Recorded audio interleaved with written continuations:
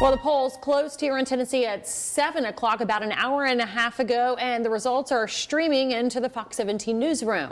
Let's start with a big race. Obviously, everybody looking at the top of the ticket, the presidential race results, and here it is, the popular vote. Mr. Trump now up to 30 million votes and change, and Vice President Kamala Harris very close to 27 million. But of course, the popular vote's not what does it. Here's the Electoral College, and at least at the moment, only 18% of the states, I guess, if you would, reporting.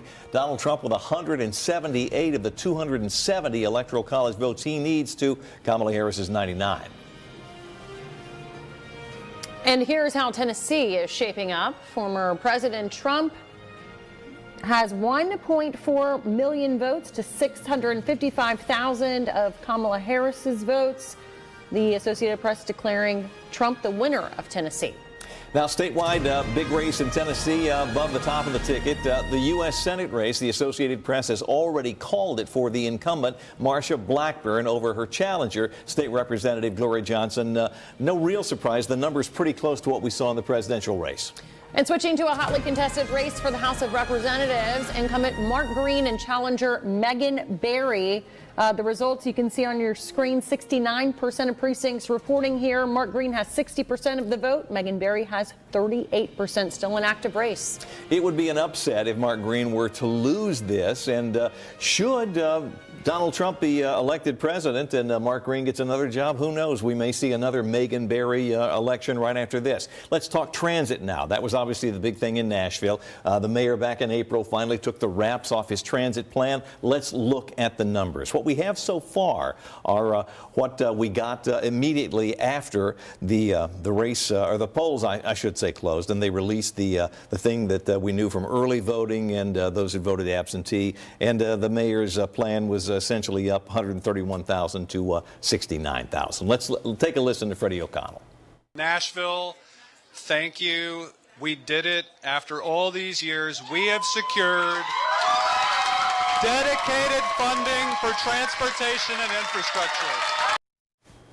All right, and let's listen into Megan Barry. She is now conceding to Mark Green. Let's listen in. Good. Obviously, they won. We wish him well, and we wish him all the things about going to Washington and representing us. We want him to do well. So let's talk about our campaign, though, for a second, because I am so grateful and I am so proud of all of the people who made this happen. We ran an amazing race, you all. So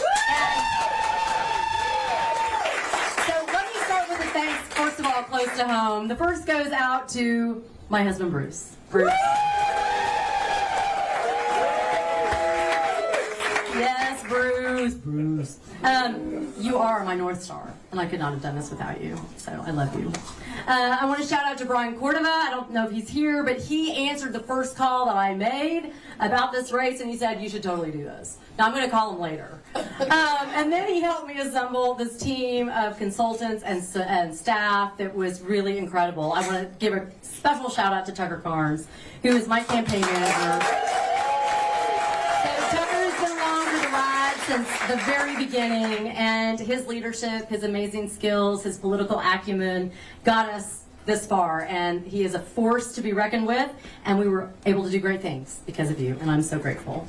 To Hannah Hexter, she started off with us as a junior staffer and quickly became the heart of this campaign. Her willingness to work hard. All right, and there you can see former Mayor Megan Barry in her concession speech from her watch party conceding to Mark Green, who will hang on to his seat.